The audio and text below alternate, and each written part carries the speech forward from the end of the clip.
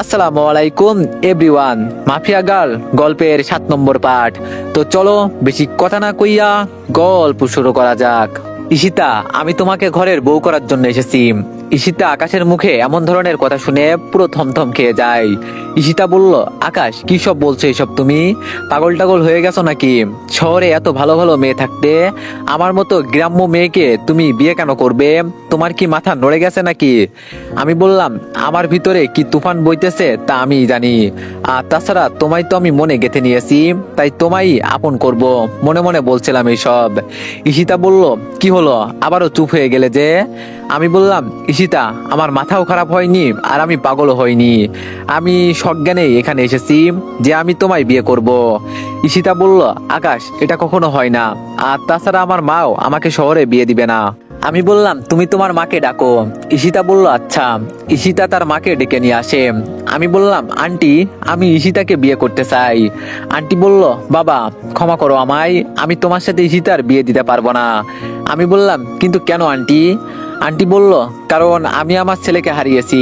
শহরের দূষিত মানুষগুলো আমার ছেলেকে আমার কাছ থেকে কেড়ে নিয়েছে। আমি চাই না একইভাবে আমার মেয়ের প্রাণটাও যাক। আমি বললাম, আন্টি, আপনি বোঝার চেষ্টা করেন, আমি অনেক আশা নিয়ে এখানে এসেছি। আন্টি বলল, বাবা, তোমাকে নিরাশ করার জন্য হাত জোর করে ক্ষমা চাচ্ছি, কিন্তু আমি আমার মেয়েকে শহরে বিয়ে দিব না। আমি বললাম, আন্টি, আপনি আগে শান্ত মাথায় আমার কথা শুনুন। দেখুন, আমি ঈশিতাকে অনেক আগে থেকেই ভালোবাসি, তাই তাকে বিয়ে করে নিজের বউ বানাতে চাই। আন্টি বলল, কিন্তু আমি তো আমার মেয়েকে হারাতে চাই না। আমার একটাই মেয়ে, তাকে হারিয়ে আমি এতিম হতে চাই না। আমি বললাম, আন্টি, ঈশিতার গায়ে হাত দিবে আমি থাকতে? এমন বুকের পাঠা এই দুনিয়ার বুকে কারোর হয় নাই। আন্টি বলল, তুমি না হয় ঈশিতার হয়ে লড়াই করে যাবে, কিন্তু শহরের ওই দূষিত মানুষগুলোর সাথে তুমি একা পেরে উঠবে না, কারণ শহরের মানুষগুলো অনেক ভয়ঙ্কর। আমি বললাম, আন্টি, একটা কথা মাথায় রাখবেন, শহরের মানুষগুলোর থেকে আমি আগুন আরো ভয়ঙ্কর বেশি। রক্তের বন্যা বয়ে যাবে, তাও ঈশিতার গায়ে একটা আঁচড়ও আমি লাগতে দিব না। আকাশের মুখে আগুন নামটা শুনে ঈশিতা এবং তার মা দুজনেই ঘাবড়ে যায়। আমি বললাম, আন্টি, ভয় পাওয়ার কিচ্ছু নেই, কারণ আগুন কোনোদিন কারোর ক্ষতি করেনি, পারলে উপকার করেছে, কিন্তু কারোর ক্ষতি সে করেনি। আন্টি বলল, আচ্ছা ঠিক আছে, তুমি তোমার মা বাবাকে একদিন আমাদের বাড়িতে পাঠিও, তাদের সাথে কথা বলে না হয় সব ফাইনাল করব। আমি বললাম, আচ্ছা ঠিক আছে। আর হ্যাঁ, একটা কথা, আমি চাই ঈশিতা আবার পড়াশোনা শুরু করুক, এতে কি আপনার কোনো আপত্তি আছে? আন্টি বলল, না, কোনো আপত্তি নেই। আমি বললাম, তাহলে ঠিক আছে, আজ থেকে এখন থেকে ঈশিতার সমস্ত খরচ আমি বহন করব। আমি ঈশিতাকে শহরের একটা ভালো কলেজে অ্যাডমিশন করিয়ে দিব। আমি চাই সে আপনার মুখ উজ্জ্বল করুক। আন্টি বলল, আচ্ছা বাবা, তুমি যেমন চাও তেমনই হবে, তোমার কথা শুনে অনেক খুশি হয়েছি আমি। আমি বললাম, ধন্যবাদ আন্টি, আজকের মতন না হয় আমরা চলি। আন্টি বলল, একদম খারাপ হয়ে যাবে কিন্তু তোমরা এখন গেলে, 2-1 দিন এখানে থেকে তারপর যাবে তোমরা। আমি বললাম, আন্টি, আসলে আমার কলেজ আছে, ক্লাস নষ্ট হবে আমার। আন্টি বলল, আচ্ছা ঠিক আছে, তাহলে আজ রাতটা এখানে থেকে সকালে যেও। আমি বললাম, ওকে। তারপর সেই রাতটা ঈশিতাদের বাড়িতে রয়ে গেলাম। পরের দিন সকালবেলা ঘুম থেকে উঠে রেডি হয়ে নিলাম। ঈশিতার মা আমাদের জন্য অনেক রকমের হাতের নাস্তা বানিয়েছে, তারপর সেগুলো খেয়ে শহরের জন্য রওনা হয়ে গেলাম। ঈশিতা গ্রামের কিছুটা পথ এগিয়ে দিতে আসলো আমাদের সাথে। আচ্ছা ঈশিতা, চলি আমি, তুমি সাবধানে থেকো। ঈশিতা বলল, আচ্ছা, যাওয়ার আগে একটা কথা শুনে যাও। আবার পেছন থেকে ব্যাগ দিলাম হালকা করে। আমি বললাম, হ্যাঁ বলো। ঈশিতা বলল, সাবধানে আমি না তুমি থেকো, আমাকে তোমার জীবনে এনে হয়তো কাল ডেকে এনেছো তুমি। আমি বললাম, মানে কি বলছো বুঝলাম না। ঈশিতা বলল, না তেমন কিছু না, বলে পৈশাচিক একটা হাসি দিল ঈশিতা। আমি বললাম, ঈশিতা, কিছু তো একটা বলতে চাইছিলে তুমি, কি বলতে চেয়েছিলে বলো? ঈশিতা বলল, আরে বিশেষ কিছু না, তুমি এত টেনশন করার কিছুই নেই।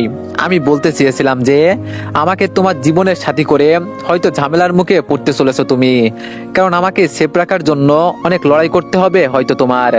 আমি বললাম, আরে পাগল, তেমন কিছুই না, যাকে ভালোবাসি তাকে তো আগলে রাখতেই হবে, তাই না?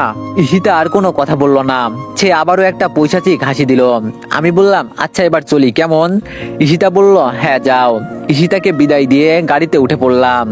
মন যেন যেতেই চাইছে না ঈশিতাকে ছেড়ে, কিন্তু তাও তো আমার ফিরে আসতেই হবে। যাক, কিছুটা দিন অপেক্ষা করি, তারপর বাসায় কথা বলে ঈশিতাকে বিয়ে করে নিব আমি। এমন হাজারো স্বপ্ন মনের মধ্যে বুনতে বুনতে সফর করছিলাম। ঠিক তখনই নিলয় ফোন দিল আমাকে। আমি বললাম, হ্যাঁ নিলয় বল।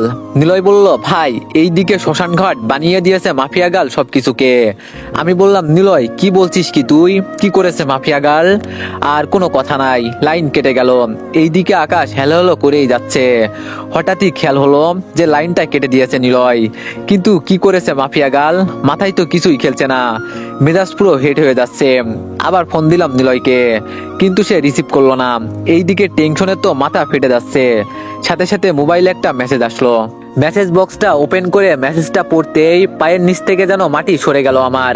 নিলয় মেসেজ করেছে, ভাই মাফিয়া গাল আমাদের 9-10 জন ছেলেকে উঠিয়ে নিয়ে গেছে, আর আমাদের সমস্ত সিস্টেমকে সে নিজের আয়ত্ত করে নিয়েছে।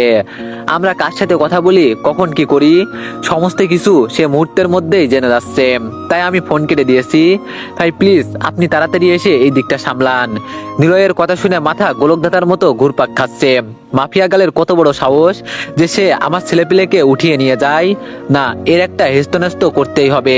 একবার শহরে পৌঁছে নেই, তারপর সব কয়টার ঘাড়ের রক ছিড়ব। কোনো মতে সফর করে শহরে পৌঁছে গেলাম। শামীম বাসায় চলে গেল, আর আমি আমার বাসায় চলে আসলাম। এসে নিলয়কে ফোন করে বাসায় আসতে বললাম। সে তাড়াতাড়ি আমার বাসায় চলে আসলো। হ্যাঁ বল এবার সমস্ত কিছু। নিলয় বলল, ভাই আমরা আড্ডায় ছিলাম, হঠাৎ একজন ফোন করে বলে মাফিয়া গাল নাকি নাইমকে উঠিয়ে নিয়ে গেছে। তারপর যে ফোন করে তাকেও কিছু সময়ের মধ্যে মাফিয়া গাল উঠিয়ে নেয়। এভাবে প্রায় 9-10 জন ছেলেকে মাফিয়া গাল উঠিয়ে নেয়। তারপর বুঝতে পারি যে মাফিয়া গাল আমাদের সিস্টেমকে হ্যাক করেছে। তারপর থেকে ফোন অফ করে দিই আমরা। আমি বললাম, তোরা তাহলে কি করছিলি তখন? এতগুলো ছেলে থাকতে মাফিয়া গালের সাহস কি করে হয় যে আমার ছেলেপেলেকে উঠিয়ে নেওয়ার? নিলয় বলল, ভাই আমরা অনেক ছেলেপেলে আছি ঠিক আছি, কিন্তু মাফিয়া গাল ভয়ঙ্কর কিছু নরপশু নিয়ে মাঠে নেমেছে, যাদের সামনে আমরা কিছুই না। যতদূর জানতে পেরেছি সে একটা বিশাল নরপশুর দল নিয়ে আমাদের ছেলেপেলেকে উঠিয়েছে। আমি বললাম, ওকে ঠিক আছে, আমি দেখছি। তুই আমাদের সমস্ত ছেলেপেলেকে অ্যালার্ট করে দে যে সবাই যেন সাবধানে থাকে। নিলয় বলল, ওকে ভাই। আমি বললাম, আর তুই নিজেও একটু সাবধানে থাক, দরকার হয় পাওয়ার পয়েন্টে চলে যা। নিলয় বলল, ওকে ভাই। নিলয় চলে গেল। এইদিকে আমার মাথা তো টেনশনে ফেটে যাচ্ছে। মাফিয়া গাল কি করে আমার ছেলেপেলের তথ্য বের করলো, যেখানে কয়েক বছর ধরে আমি নিজেই নেতিয়ে আছি, সেখানে আমার ছেলেপেলের খোঁজ বের করে ফেললো মাফিয়া গাল? না, কোনো একটা তো ঘাপলা আছে। হয়তোবা আমাদের কোনো স্টেপ সম্পর্কে মাফিয়া গাল জেনে গেছে। না, হয়তোবা আমাদের ভিতরেও কেউ একজন আছে যে কিনা মাফিয়া গালকে সমস্ত তথ্য দিচ্ছে। না, আর ভাবতে পারছি না। তখনই ঈশিতা ফোন দিল। আকাশ তুমি ঠিকঠাক পৌঁছিয়েছো তো? আমি বললাম, হ্যাঁ ঈশিতা, আমি ঠিকঠাক ভাবে এসে গেছি। ঈশিতা বলল, যাক শুক্রিয়া খোদার কাছে যে তোমাকে ভালোই ভালোই নিয়ে পৌঁছিয়েছো। আচ্ছা শোনো, ফ্রেশ হয়ে কিছু খেয়ে নিও। আমি বললাম, আচ্ছা তুমিও খেয়ে নিও। ঈশিতা বলল, আচ্ছা তাহলে এবার ফোন রাখি, মায়ের সাথে কাজ করবো একটু। আমি বললাম, আচ্ছা। ঈশিতা ফোন রেখে দিল, আর আমি উঠে গিয়ে ফ্রেশ হয়ে নিলাম।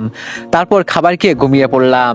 সফর করার কারণে মাথাটা বিশালভাবে পেন দিচ্ছে, তার উপরে মাফিয়া গালের চাপ মাথায়। বিছানায় শুয়েই ঘুমিয়ে পড়লাম। শরীর ক্লান্ত, তাই বিছানায় পিঠ ঠেকাতেই ঘুম চলে এসেছে। ঘুমের রাজ্যে হারিয়ে গেলাম আমি। হঠাৎই বিকট আওয়াজে ফোনটা বেজে উঠলো। আমি সাথে সাথে লাফ দিয়ে শোয়া থেকে উঠে বসে পড়লাম। পাশেই তাকিয়ে দেখি ফোন বাজছে। শামীম ফোন করেছে। খোদা রহম করতো বেটা তোরে, ফোন দেওয়ার আর সময় পেলি না। ফোনটা কানের পাশে থাকায় এত জোরে আওয়াজ হয়েছে যে পুরো মাথায় যন্ত্রণা উঠে গেছে। শামীম বলল, আরে বেটা কি করছিস কি তুই? আমি বললাম, আমি সমুদ্রে রিক্সা চালাচ্ছি বেটা বেয়াদব, দুপুর বাজে 3টা, তুই জানিস না যে এই সময় আমি কি করি? শামীম বলল, বেটা ছাগল মরার ঘুম ফালা, তাড়াতাড়ি ইউটিউবে গিয়ে মাফিয়া গালের চ্যানেল ভিজিট কর, দেখ মাফিয়া গাল লাইভে এসে কি সব বলছে। আমি বললাম, আচ্ছা দাঁড়া দেখছি। ফোন কেটে দিয়ে ঘুম ঘুম চোখে ইউটিউবে ঢুকলাম। ইউটিউবে গিয়েই মাফিয়া গালের চ্যানেল ভিজিট করলাম। মাফিয়া গাল সেখানে লাইভে এসেছে। আপনাদের সকলকেই বলছিলাম যে এই দেশে কোনো গ্যাংস্টার থাকবে না, সো থাকবেই না। আমি আমার কর্মকাণ্ড শুরু করে দিয়েছি। আজ 10টা গ্যাংস্টারকে উঠিয়েছি। এদের সব কয়টাকে একে একে করে মায়ের ভোগে পাঠিয়ে দিব আমি। আর বাকি যারা আছেন তারা সকলেই সাবধান, কখন যে কার পালা এসে যায় কে জানে। তো সকল গ্যাংস্টারদেরকে বলছি দিচ্ছি, তোরা সবাই গা ঢাকা দিয়ে থাক, না হয়তো এমন ভাবে মারবো তোদের যে কবর পর্যন্ত তোদের জায়গা হবে না। আর আগুন, তোকে বলছি, তুই যত বড় গ্যাংস্টারই হ না কেন, তোর মৃত্যু আমার হাতেই লেখা আছে। তুই জানিস না যে তুই কার বাড়া ভাতে ছাই দিয়েছিস। তোকে যে কিভাবে আমি মারবো সেটা উপরওয়ালাই ভালো জানে। আগুন, তুই কান খুলে শুনে রাখ, তুই যত বড় মাফিয়া হোস না কেন, মাফিয়া গেলে সামনে তোর কোনো খানা নাই।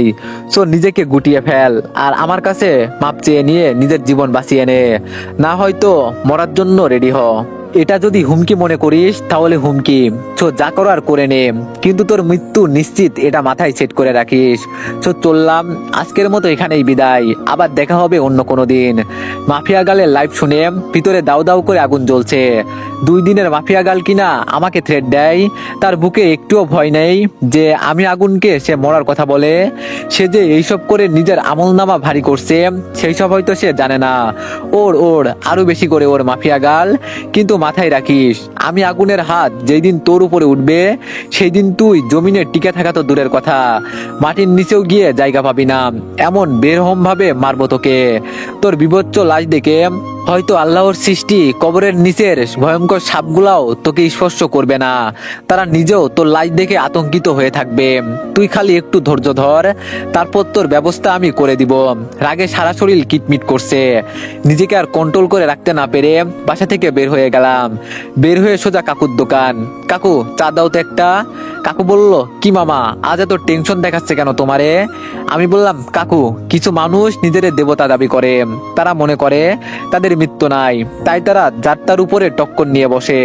কিন্তু তারা এটা জানে না যে বাপরও বাপ আছে, সে বাপ যেদিন আসল ফর্মে আসবে সেই দিন তাদের মৃত্যু নিশ্চিত। কাকু বলল, মামা, তোমার কথার আগামাথা তো কিছুই বুঝলাম না। আমি বললাম, কাকু, আজ বুঝবা না, কিছুদিন পর আপনা আপনি বুঝে যাবা সব। কাকু বলল, ধুর, মাথায় কিছু ধরে না, আচ্ছা নাও তোমার চা নাও। কাকুর হাত থেকে চা নিয়ে সেটা খেতে আরম্ভ করলাম। হঠাৎই চোখ পড়লো পাশের একটা জায়গায়, সেখানে কিছু ছেলেপিলে মিলে একটা ছেলেকে পিটাচ্ছে। তাড়াতাড়ি চা রেখে সেই দিকে দৌড়ে গেলাম, কারণ ছেলেটাকে মারতে মারতে আধমরা করে ফেলেছে ছেলেগুলো। এই ভাই, তোমরা তাকে মারছো কেন? তখনই তাদের থেকে একজন ঘাওরামি করে উত্তর দিল, এই বেডা, তা দিয়ে তোর কাজ কি রে? আমি বললাম, ভাই, মানুষের কাজই মানুষের পাশে দাঁড়ানো, তোমরা ছেলেটাকে বেশ কয়েকজন মিলে মারতেছো, তো আমরা তো জানতেই চাইবো যে কি দোষ ছেলেটার। ছেলেটি বলল, এই বেডা, বেশি বকবক না করে নিজের রাস্তা মাপ, না হয়তো বেডার জায়গায় তুই কেলানি খাবি। আমি বললাম, ভাই, ভালো করে কথা বলেন, না হয়তো উল্টো নিজেরাই বিপাকে পড়ে যাবেন। এটা বলতেই তাদের থেকে 2-1 আমার দিকে তেড়ে হুড়ে আসে। এই বেডা, কি বললি রে তুই? হ্যাঁ, বিপাকে পড়বো মানে কি বলতে চাস তুই? ছেলেগুলো আকাশকে গা ধাক্কাতে শুরু করে। আমি বললাম, ভাই, আবারও বলছি, ভদ্রভাবে কথা বলেন, না হয়তো সচ্ছল ভাবে একজনও বাড়ি ফিরতে পারবেন না। এবার তো আরো রেগে গেল ছেলেগুলো, তারা আকাশের কলার ধরে বুকের মধ্যে এক লাথি দিয়ে সোজা মাটিতে ফেলে দেয়। ওদের ভালো করে কথা বললাম, কিন্তু ছেলেগুলো তো অতিরিক্ত করে ফেললো। না, দেখছি চুপ থাকা যাবে না, কোথাও নিজের ফর্মে থাকতে হবে সব জায়গায়, না হয়তো মানুষ কুকুরের মতো আচরণ করবে। তৎক্ষণাৎ একটা শিক্ষা পেয়ে গেলাম, তুমি চুপ থাকবে তো মানুষ তোমার বুকের উপরে উঠে বসবে, তুমি ভয় দেখাবে তো মানুষ তোমাকে নিজের বুক পেতে দিবে। সাথে সাথে মাটি থেকে উঠে কোমর থেকে মেশিনটা বের করে হাতে নিলাম। সবাই আমার হাতে মেশিন দেখে ভয় পেয়ে যায়। আয় দেখি এবার কে মারতে আসবি। ছেলেটি বলল, আরে ভাই, আপনি এটা বের করলেন কেন? প্লিজ এটা ভিতরে ঢুকান। আমি বললাম, কেন? এত সময় না দাদাগিরি করতেছিলি, এখন দাদাগিরি কই গেল তোদের? ছেলেটি বলল, ভাই দেখ, তুই এইসবের মাঝে নিজে নিজে দৌড়াচ্ছিস, তুই কিন্তু জানিস না আমরা কে, তোর কিন্তু অনেক ক্ষতি হয়ে যাবে বলে দিলাম। আমি বললাম, তোদের আমি চিনি না, কিন্তু তোরা হয়তো ঠিকই আমার নাম শুনেছিস, সো আমায় ভয় দেখাতে আসিস না। ছেলেটি বলল, কে ভাই তুই, যে তোর নাম আমরা শুনবো? আমি বললাম, আগুনের নাম শুনিসনি কোনোদিন? আমি সেই আগুন, দেখি কার কত বুকের পাঠা সামনে আগা। আকাশের মুখে আগুন নামটা শুনে সব কয়টা ছেলে সেখান থেকে দৌড়ে পালিয়ে যায়। তারা বুঝে গেছে যে তারা কোনো ভয়ঙ্কর হায়েনার সামনে পড়ে গেছে। এখানে থেকে আরেকটা শব্দ যদি তারা মুখ থেকে বের করে তাহলে তাদের খেল এখানেই খতম হয়ে যাবে। তাই সব কয়টা উল্টো রাস্তা ধরে পালিয়েছে। ছেলেগুলো আমার নাম শুনতেই পালিয়ে গেল। এইদিকে আমি পড়ে থাকা ছেলেটাকে হাত ধরে উঠালাম। সে আমার দিকে ড্যাব ড্যাব করে চোখ পাকিয়ে তাকিয়ে আছে। সে যেন আকাশচুম্বী কিছু দেখছে মতো মুখের এক্সপ্রেশন তার। আরে ভাই, এভাবে তাকিয়ে আছো কেন? ছেলেটি বলল, ভাই, আমি আগুনের সামনে দাঁড়িয়ে আছি, ভাবতেই কলিজা কাঁপছে আমার। আমি বললাম, আরে ভাই, ভয় পাওয়ার কিছুই নেই, আমিও তোমার মতো মানুষ। আচ্ছা, ছেলেগুলো তোমায় মারলো কেন? ছেলেটি বলল, ভাই ওরা আমায় একা পেয়ে চিন্তাই করছিল, কিন্তু আমার কাছে কিছু না পাওয়াই মারধর শুরু করে। আমি বললাম, হায় রে দুনিয়া, দুনিয়া সত্যি ধীরে ধীরে ধ্বংসের দিকে যাচ্ছে। আচ্ছা ঠিক আছে, বাসায় চলে যাও তুমি, ওরা হয়তো তোমায় আর ধরবে না। ছেলেটি বলল, ধন্যবাদ ভাই আপনাকে সেভ করার জন্য।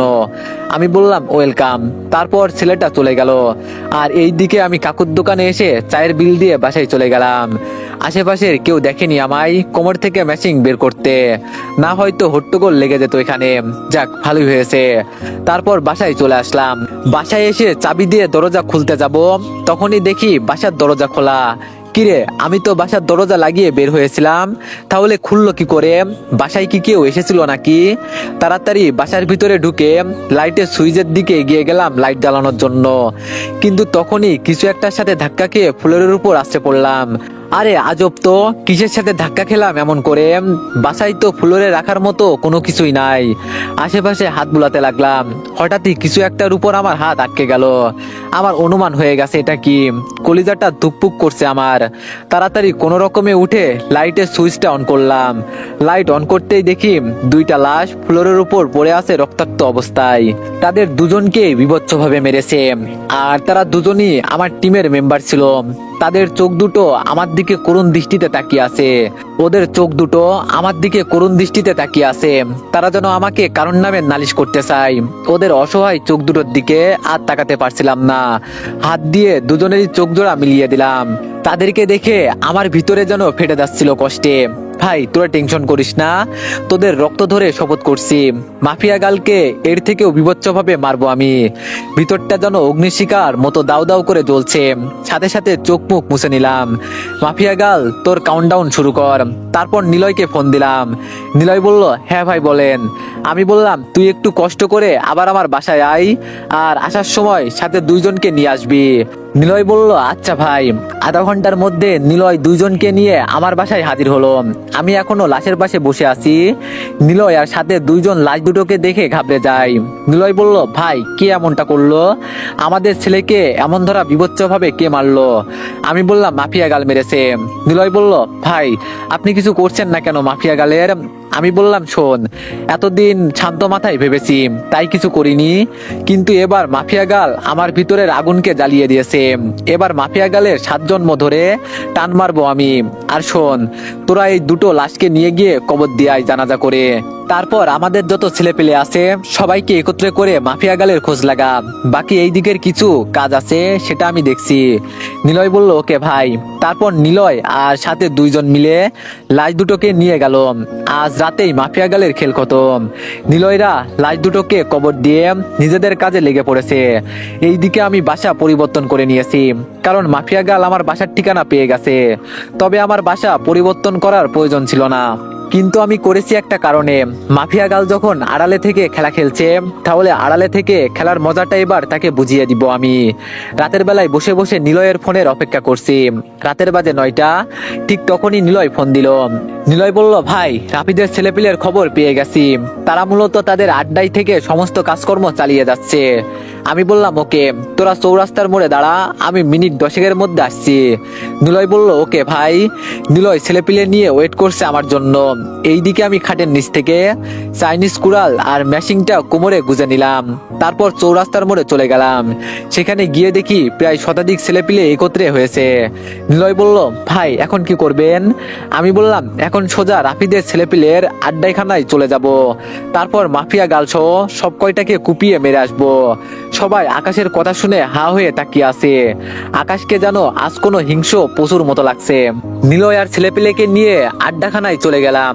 সেখানে গিয়ে দেখি আড্ডাখানার ভিতর থেকে অট্টহাসির আওয়াজ কানে ভেসে আসছে। নিলয় শোন, তোরা শুধু বাইর থেকে 4-5টা ঘিরে ফেলবি, আর ভিতরে আমি একাই সব কয়টাকে খেলে দিয়ে আসবো। নিলয় বলল, ভাই কি বলছেন আপনি? আপনি একা ভিতরে যাবেন? সেখানে কয়জন ছেলেপেলে আছে কে জানে, আর তাছাড়া মাফিয়া গেল তো ভিতরে আছে, আপনি একা তাদের সাথে কি করে লড়াই করবেন? আমি বললাম, নিলয়, ভিতরে যত বড় বাপের বেটা থাকুক না কেন, মাথায় রাখিস আগুনে ঝাঁপ দেওয়ার ক্ষমতা কারণ নাই। নিলয় বলল, আচ্ছা ভাই, আমরা বাইর থেকে ঘিরে ফেলছি। আমি সোজা গেট দিয়ে ভিতরে ঢুকে গেলাম। ভিতরে গিয়ে দেখি অনেক কয়টা ছেলে পিলে একত্রে বসে আড্ডা মারছে। তাদেরকে দেখে হিংস্রতার মাত্রাটা এতটা বেড়ে গেল, সোজা গিয়ে একটার বুকের মাঝে লাথি মেরে দিলাম। যাকে লাথি মেরেছি সে সোজা গিয়ে মাটির মধ্যে আসছে পড়লো, আর বাকি সবাই আমাকে দেখে ভূত দেখার মতো চমকে আছে। আজ পালাবি কই কুত্তার বাচ্চা তোরা, আজ তো শেষ সব কয়টা। চাইনিজ কুড়ালটা কোমর থেকে বের করে এলোপাথারি কুপাতে শুরু করলাম। যার গায়ে কোপ লেগেছে সেই মাটিতে লুটে পড়ছে। আকাশের হিংস্রতা দেখে রাফিদের ছেলেপিলে কয়েকজন পিছন দিয়ে পালিয়ে গেল, কিন্তু তারা জানে না যে তাদেরকে চারপাশ থেকে ঘিরে ফেলা হয়েছে। হাতের সামনে যে কয়টাকে পেয়েছি সব কয়টাকে কুপিয়ে কুচি কুচি করে ফেলেছি। সব কয়টা জায়গার মধ্যেই নিজের প্রাণ ত্যাগ করে দিয়েছে। বাকি যে কয়টা পালিয়েছে বাইরে ছেলেপিলে হয়তো তাদেরকে ধরে ফেলেছে। সোজা বাইরে চলে গেলাম, সারা শরীরে রক্ত লেগে আছে। মনে হচ্ছে যেন কোনো হায়েনা তীব্র খিদার চোটে শিকারকে তেড়ে ফুড়ে খেয়েছে।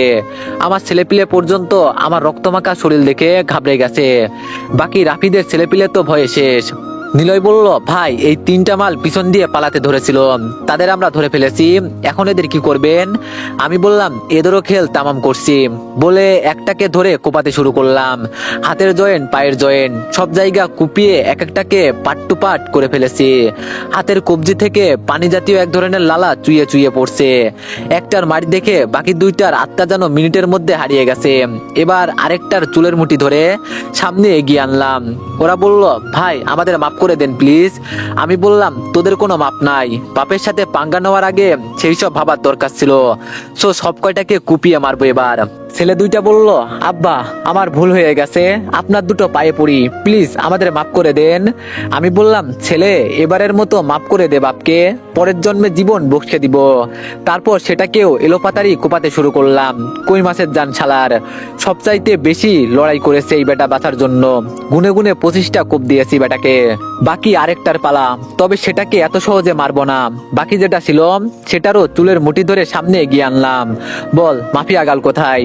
ছেলেটি বলল, ভাই বিশ্বাস করেন আমি জানি না, তবে মাঝে মাঝে আমাদের আড্ডায় আসে। আমি বললাম, আমার ছেলেপিলেগুলো কই? ছেলেটি বলল, ভাই তাদেরকে নিচের স্টোর রুমে আটকে রাখা হয়েছে। একজনকে ইশারা দিয়ে বললাম স্টোর রুম থেকে তাদেরকে ছুটিয়ে আনতে। হয়েছে নিউজ, আমি পেয়ে গেছি, এবার তোর সময় শেষ। ছেলেটি বলল, ভাই আপনার দুটো পায়ে পড়ি, আমার বাসায় ছোট মা আর বোন আছে, আমি এইসব করে আমার সংসার চালাই, প্লিজ আমাকে মাইরেন না। আমি বললাম, ওকে যা, তোকে মারলাম না, তবে তোকে ছাড়বো না, কারণ তুই আমার জন্য একটা বড় মেসেজ। তোকে মেরে আত্মরা করে ছেড়ে দিব, যাতে করে তুই মাফিয়া গার্লকে আমার সম্পর্কে ডিটেলসে বলতে পারিস যে আগুন এসে সব কয়টাকে হায়নার মতো মেরে ছিঁড়ে পুড়ে খেয়েছে, তোকেও খাবে সেভাবে। এই মেসেজটা মাফিয়া গার্লের কানে পৌঁছে দিস, আর তোর পরিবারকে আমি দেখে নিব। তারপর বেটাকে মেরে চিরতরে পঙ্গু বানিয়ে দিলাম। তারপর তাকে সেভাবে ফেলে রেখেই চলে আসলাম। কিন্তু আমার মন ভরেনি। এত কয়টা প্রাণ নেওয়ার পরেও রক্তের নেশা মাথায় চড়ে আসে। এই নেশা একমাত্র মাফিয়া গালের রক্ত পান করেই মিটবে। তো এভরিওয়ান, নেক্সট পার্টের জন্য সবাই একটু বেশি বেশি লাইক আর একটা করে কমেন্ট করে দিও। ধন্যবাদ।